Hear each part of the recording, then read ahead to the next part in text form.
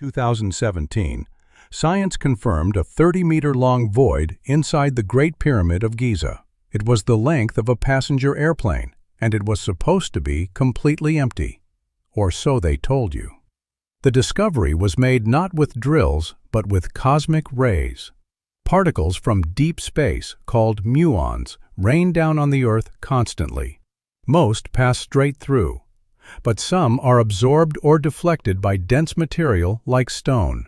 By placing detectors around the pyramid, the Scan Pyramids project team could create an internal map.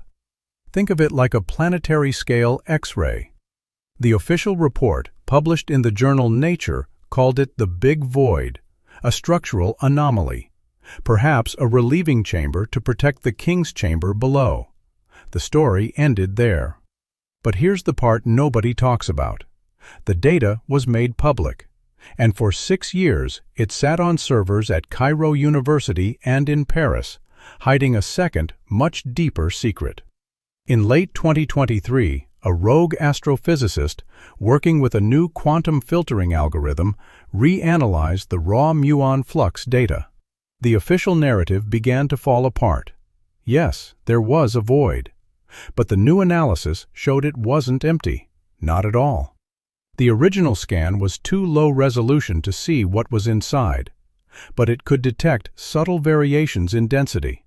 And deep within the void, the algorithm flagged something impossible. Something with a density far lower than stone, but significantly higher than air. Something with a perfectly regular geometric signature. It was manufactured. Suddenly, a secret, black-budget consortium was formed. Codename, Project Khepri. Their mission? See inside the void without leaving a trace. Drilling was out. It's loud, messy, and it alerts the world. Instead, they chose a route through a tiny 8-millimeter-wide mortar joint in the Queen's chamber. Their tool? A micro-robotic probe, no thicker than a pencil. For 74 days, it crawled through the ancient stone, inch by agonizing inch, following a path no human had seen in 4,500 years. On March 5th of this year, its sensors detected a sudden drop in pressure. It had broken through. The team in the underground control room held their breath as the forward-facing camera activated. They expected hieroglyphs. They expected gold. They expected a hidden sarcophagus. They found none of those things. Suspended in the exact center of the chamber, held aloft by a force they could not explain, was a single, perfectly smooth, black object. And as the probe's light hit its surface, it didn't just reflect, it woke up. The object began to glow, displaying not symbols of the past, but a live, moving image of the future.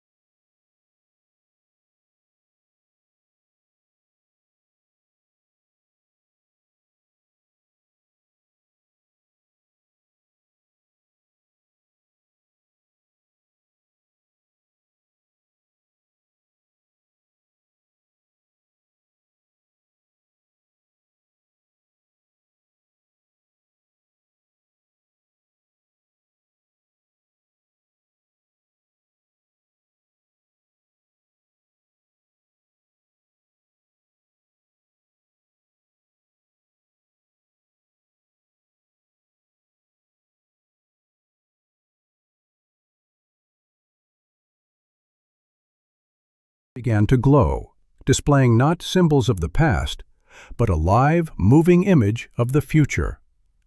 This impossible sight, flickering in the darkness, was a direct challenge to everything we understand about history and physics. Think about what that means. For 4,500 years, this chamber held a secret that defied time itself. The probe's camera, an 8mm lens, captured the impossible truth. What you are seeing now are the first declassified images from Project Khepri. These frames, released only a few weeks ago, show the object in vivid detail. It is perfectly smooth, utterly seamless, crafted from a material unknown to modern science. Dr. Eris Thorne, the astrophysicist whose quantum filtering algorithm revealed the object, described it as a window into tomorrow. His team, operating under strict secrecy, analyzed the initial data stream. The first images projected were unsettling. They showed a familiar city, but transformed, taller than any on Earth. Vehicles that soared silently through the air. This was London, 300 years from now. No one had ever conceived of such a device. How could a civilization, thousands of years ago, possess the technology to foresee the distant future? The official report from the Egyptian Antiquities Ministry simply stated, "Further study is required." A textbook understatement. The truth, however, was far more complex and far more disturbing. The object, dubbed the Chronos Stone by the Project Kepri team, was not simply displaying random future events. It was responding. Its projections changed based on the probe's proximity. Move closer, and the images became more detailed. Pull back, and they generalized. It felt almost interactive. Dr. Thorne hypothesized that the Chronos Stone was not just a display. It was a beacon, a communication device. What kind of message would an ancient civilization want to send to the future? The probe's sensors registered a faint energy signature emanating from the stone. It was unlike any known power source, a constant, low-level hum. The team initially theorized it was a self-sustaining energy loop. But the truth was far more profound. This energy was not generated by the stone. It was drawn from the future. A direct energy siphon across the temporal divide. Imagine that. The implications were staggering. The very act of observing the future was drawing power from it. This wasn't just a viewing device. It was a link. General Alistair Finch, head of Project Kepri, described the discovery as a Pandora's box opened in the desert. His primary concern was not understanding the stone, but controlling it. He immediately ordered a full lockdown of the pyramid's access points. No information was to leave the site. But the data had already been streamed. The Chronos Stone, for all its mystery, was now part of our present. The images it projected were not always benign. Some showed scenes of incredible beauty, others of unimaginable destruction. One sequence, observed for nearly 12 hours, depicted a global event, a meteor impact, precisely 237 years in the future. The sheer detail was terrifying. You could see the impact site, the debris plume, the global atmospheric changes. This wasn't a prediction. It was a historical record, played out before their eyes. The question then became, if it showed the future, could the future be changed? Or were these events immutable, already set in stone, just like the pyramid itself? The ancient Egyptians were masters of astronomy and mathematics. Their understanding of the cosmos was far beyond what we give them credit for. But a device that could see centuries ahead? That pushes the boundaries of belief. The official narrative, still unreleased to the public, states that the void is merely a stress-relieving chamber, that the muon data was misinterpreted. But this is the lie. The truth lies within these images. Images of a future we are not yet ready to comprehend. What happens when the world learns about the Chronos Stone? And what exactly did the builders of the Great Pyramid want us to see?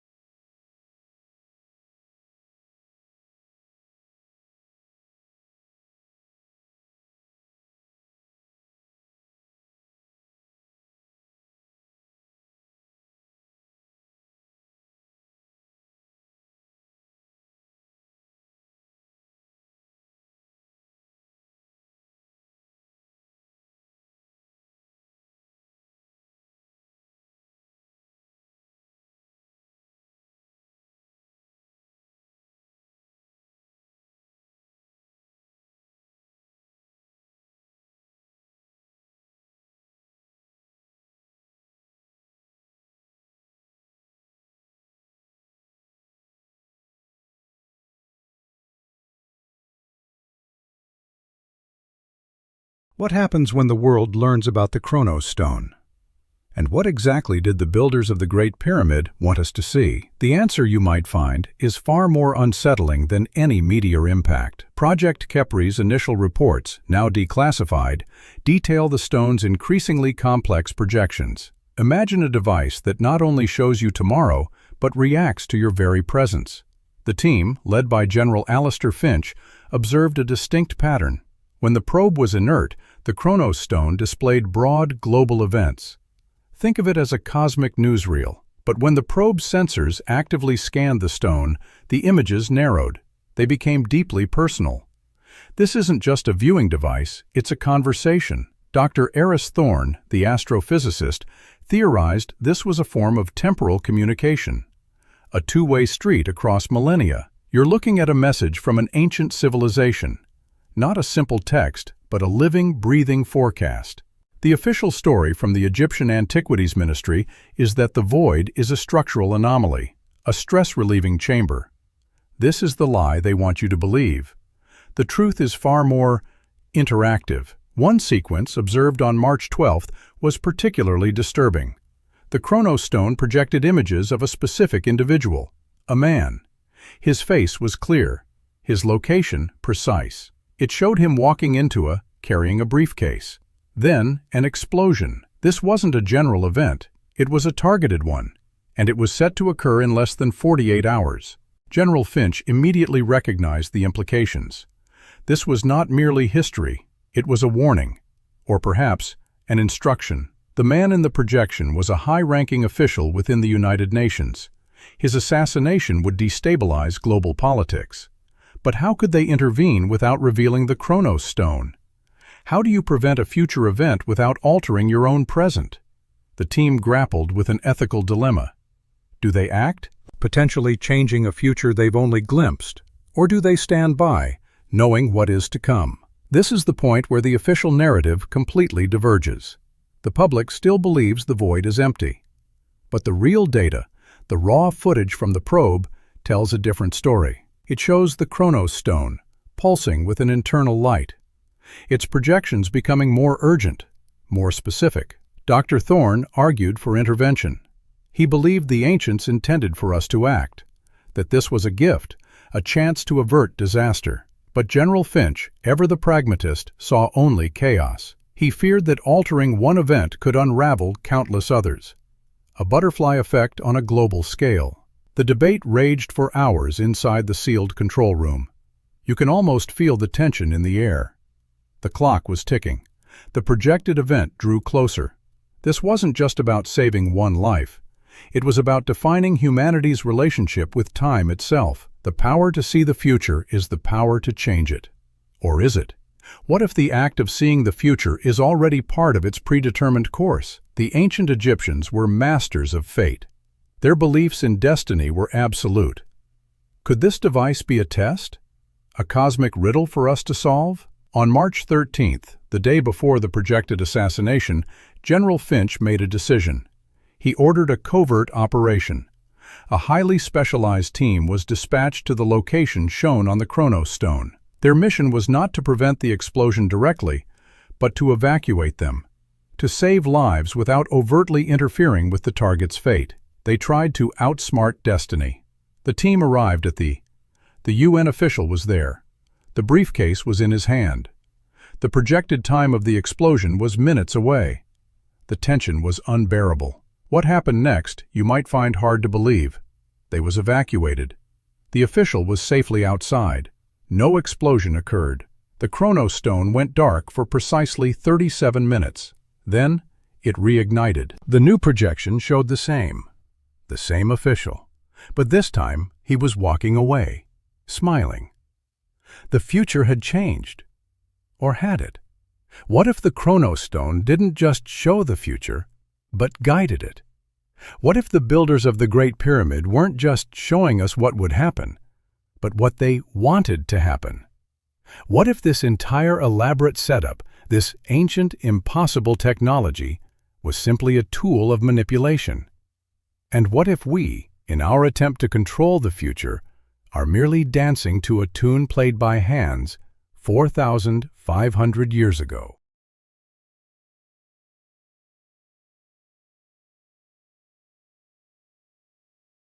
Pyramid weren't just showing us what would happen, but what they wanted to happen.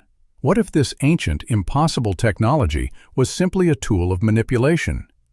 And what if we, in our attempt to control the future, are merely dancing to a tune played by hands 4,500 years ago?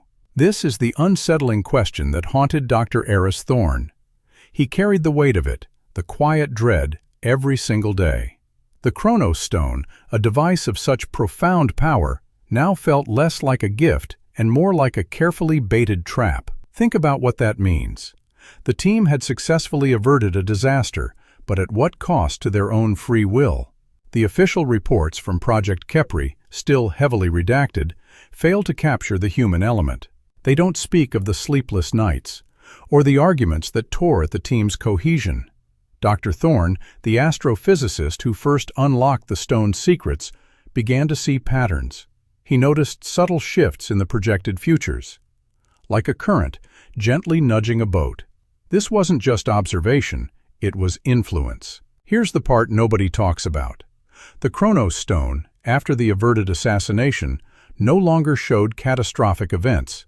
Instead, it displayed scenes of prosperity, of peace, almost too perfect. You could almost feel the relief wash over the control room. But Thorne felt a growing unease. These futures felt curated, as if someone was painting a picture of what they desired, not what was inevitable. General Alastair Finch, head of Project Kepri, saw only success. He believed they had found a way to guide humanity toward a better tomorrow. He saw the stone as a benevolent force, but Thorne, with his analytical mind, questioned everything. He remembered the specific, targeted nature of the first warning. Why that particular official? Why that specific event? This is where the story truly becomes personal. Thorne spent weeks in isolation, poring over the raw data. He looked for anomalies, for anything that didn't fit the narrative of a simple future viewer. He found it in the energy signature. The low-level hum, previously thought to be a simple temporal siphon, was more complex. It wasn't just drawing energy, it was transmitting. A two-way street, indeed. And now, pay attention to this. What if the Chronos Stone wasn't just showing us the future, but shaping it? What if the act of observation, the very act of knowing, was part of a larger, ancient design? Imagine knowing that your every choice, your every intervention, was merely fulfilling a prophecy laid down millennia ago. That's a heavy burden to carry. Dr. Thorne confronted General Finch. He presented his findings: the subtle energy modulation, the increasingly benign projections, the way the stone seemed to respond to their actions. Finch dismissed it as paranoia. He saw a man buckling under the pressure, but Thorne knew better. He felt the invisible threads tightening around them. One evening, while the rest of the team celebrated another